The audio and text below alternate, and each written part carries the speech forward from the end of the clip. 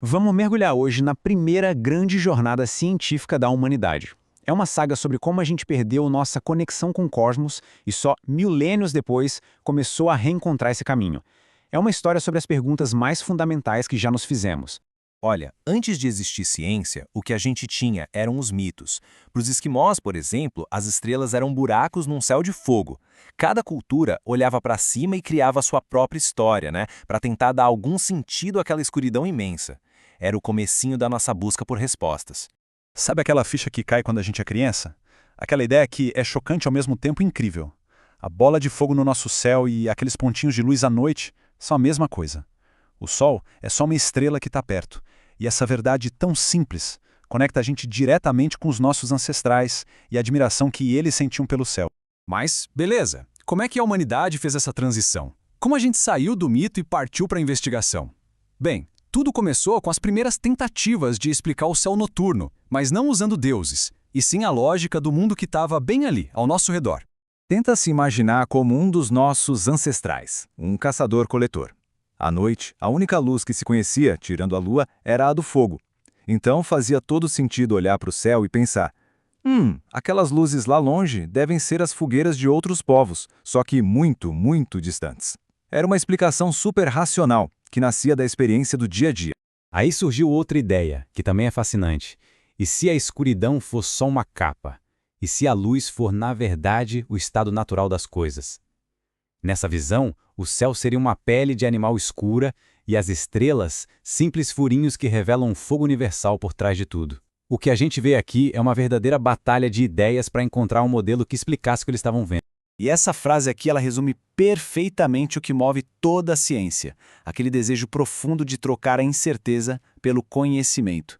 Essa inquietação, sabe? Essa vontade de saber que nos leva para frente. Foi esse desejo que acendeu o estopim de uma revolução no pensamento. De repente surgiu uma ideia radical.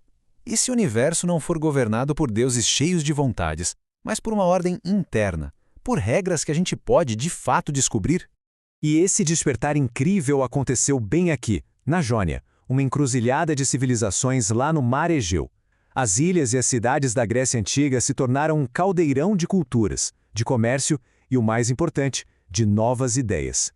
Então, a virada de chave foi essa, a mudança de enxergar o universo como caos para enxergá-lo como cosmos. O caos era aquele mundo dos deuses, tudo imprevisível, cada hora uma coisa. Já o cosmos era a ideia de que a natureza segue leis, de que ela é, na sua essência, compreensível.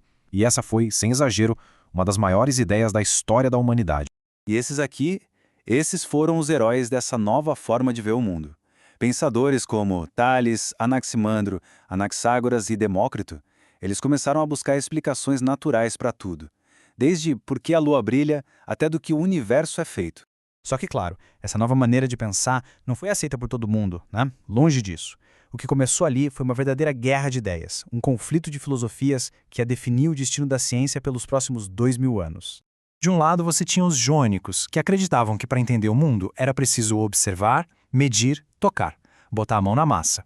Do outro lado, os pitagóricos e quem veio depois deles como Platão, que achavam que o mundo real era uma distração, uma sombra imperfeita.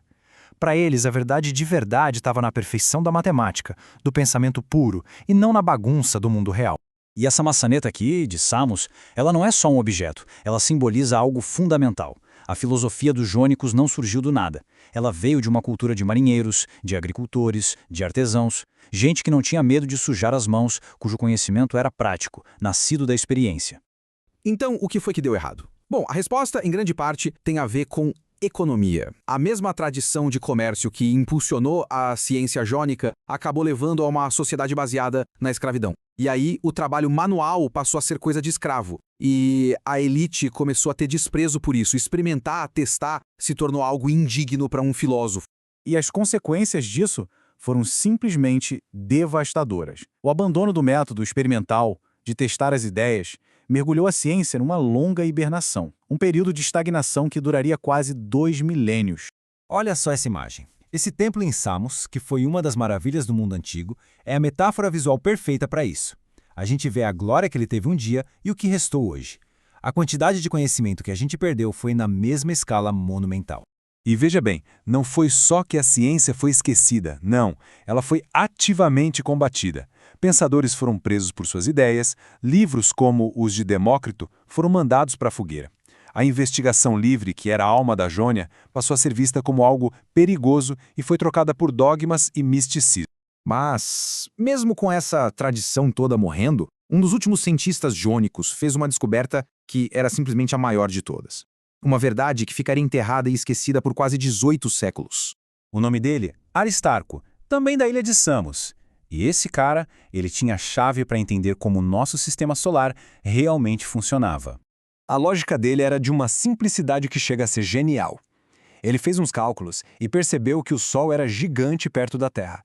E para ele, a conclusão era óbvia. Não faz sentido uma coisa enorme girar em torno de uma coisinha minúscula. O objeto menor é que tem que girar em torno do maior. Simples assim. Ele colocou o Sol no centro e transformou a Terra em só mais um planeta. 1800 anos. Para e pensa um pouco nesse número. 1800 anos.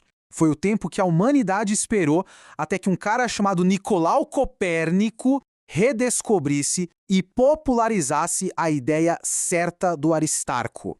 Durante todo esse tempo, a gente viveu com uma imagem errada do universo, achando que tudo, absolutamente tudo, girava em torno de nós. A verdade estava lá, sabe, escondidinha em textos antigos, mas foi ignorada porque não se encaixava na filosofia e no misticismo que tinham vencido aquela guerra de ideias. E é esse, no fim das contas, o grande legado da Jônia e do Aristarco. A ideia de que a gente não é o centro. Essa noção de que não temos uma posição privilegiada no universo. É um princípio que se provou revolucionário não só na astronomia, mas em todos os campos do conhecimento. A cada passo, a ciência nos mostra que não ocupamos um lugar especial. Isso tudo deixa a gente com uma pergunta no ar, né? Se a nossa jornada de conhecimento sempre nos empurra para mais longe do centro do palco, o que isso quer dizer sobre o nosso verdadeiro lugar no cosmos? Talvez a jornada que os jônicos começaram nos ensine que o nosso valor não está na posição que a gente ocupa, mas sim na nossa capacidade de olhar para esse universo vasto e maravilhoso e de simplesmente compreender.